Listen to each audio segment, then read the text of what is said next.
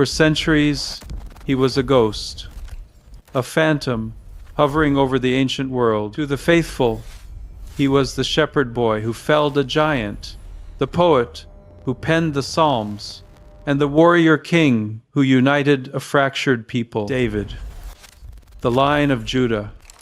But to historians, to the men and women who sift through the dirt looking for hard facts, he was, for a very long time, nothing more than a whisper. Here is the uncomfortable truth that haunted archaeology for most of the 20th century. For a man who supposedly founded a dynasty that lasted 400 years, King David left 0 footprints. Not a single statue, not a crumbling palace wall, not one contemporary letter, tax receipt, or victory monument from a neighboring empire ever mentioned his name. The silence was so absolute, so deafening, that a radical new school of thought began to take over the academic world. They were called the biblical minimalists, and their argument was seductive in its simplicity. They looked at the empty ground and concluded that David was a myth. A literary invention created centuries later,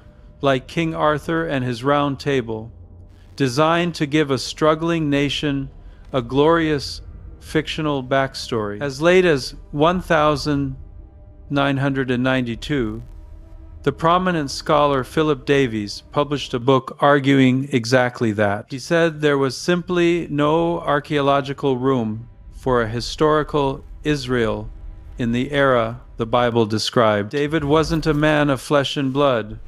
He was a character in a storybook. History, it seemed, was closed. The verdict was in. And then, 1 year later, in the scorching heat of the Israeli summer, the ground finally spoke. It happened at Tel Dan.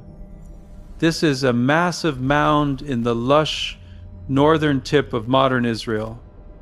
A layer cake of civilizations built one on top of another. The year was 1993.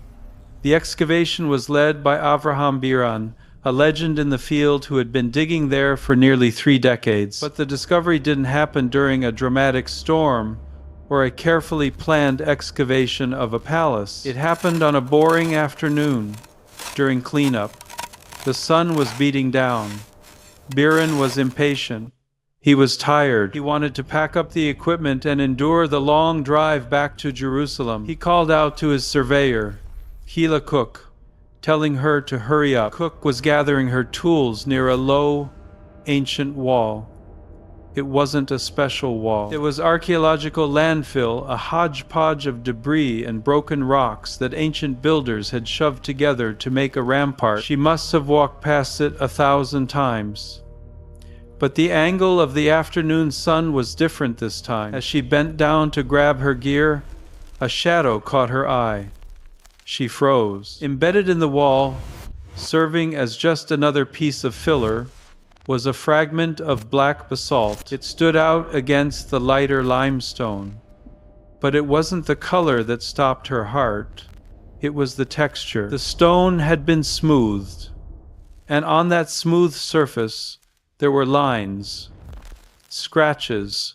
No, not scratches, letters. She blinked, looked closer, and realized she was staring at Aramaic script. This wasn't a rock. It was a message. She walked over to the grumpy Biran. She wanted to scream, to shout that they had just won the lottery, but the words stuck in her throat. She simply said, "Come." Biran followed her. He knelt in the dust. He squinted at the basalt fragment, and then, in a whisper that carried the weight of a lifetime of searching, he said, "Oh my God." They carefully pried the stone from the wall. It was broken, a fragment of a larger victory stele, a monument erected by a conquering king to brag about a battle. The team rushed it to the lab, and the translation began. The script was Old Aramaic, dating to the 9th century BCE. The author was an enemy of Israel, an Aramean king boasting of his power.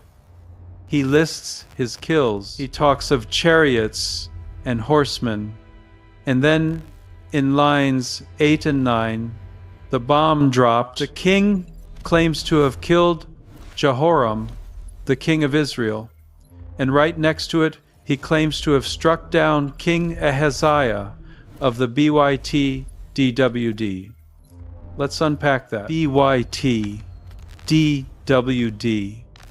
In these ancient Semitic languages, they didn't always use spaces. Bait means house, and Duda is David, house of David. The archaeological world exploded. This wasn't just a random name dropping. In the ancient Near East, you didn't refer to a kingdom by its geography. You often referred to it by the name of its founder. The house of Omri, the house of David. This inscription was an enemy king, less than 150 years after David would have lived, acknowledging that the kingdom of Judah was the house of David.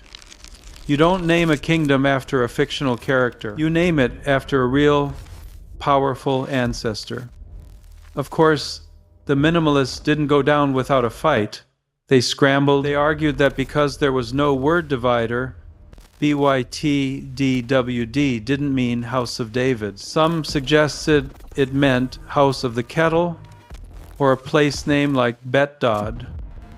But these arguments crumbled under scrutiny. The grammar was perfect, the context was military, and when two more fragments were found the next year that fit the puzzle, the consensus became overwhelming. The Tel Dan Stele was authentic, but here is where the story gets even more fascinating. It's not just about the name, it's about the politics. The author of this stone is almost certainly Hazael, the ruthless king of Aram Damascus. He's bragging about killing the kings of Israel and Judah. But if you open your Bible to 2 Kings chapter 9, the story is different. There, it's not the foreign enemy Hazael who kills these kings, it's Jehu, an Israelite general who launches a bloody coup to seize the throne for himself. So, who is lying? The Bible or the stone? The answer might be neither, or perhaps both. This is ancient propaganda at its finest. Hazael likely defeated the armies of these kings in battle, wounding them or leaving them vulnerable. Jehu, seeing his chance, finished the job at home and took the throne. But Hazael, the foreign conqueror, wasn't about to let a usurper take the credit. He carved his victory in stone. I killed them. I destroyed the house of David. It's a brag. It's a political flex. And ironically, that hostility is what makes the evidence so perfect. If an Israelite scribe had written David was great, we could call it bias. But this is an enemy. This is a rival king, spitting on the grave of his opponents. He had no reason to invent a mythical founder for his enemies. He was simply trying to destroy the dynasty that David built. The Tel Dan Stele didn't prove that David killed Goliath. It didn't prove he wrote poetry. But it did something arguably more important. It took David out of the realm of fog and fairy tales and placed him firmly on the timeline of human history. It proved that in the 9th century BCE, the rulers of the ancient world knew exactly who David was. He wasn't a ghost. He was the founder of a house that everyone had to reckon with. History is a puzzle with most of the pieces missing. We build theories on the silence, and sometimes we get arrogant. We assume that if we haven't found it, it doesn't exist. But the Tel Dan Stele is a humble, broken piece of black rock that reminds us of a simple truth. The evidence is out there. Sometimes it's just waiting in a wall, hidden in plain sight, for the light to hit it at just the right angle.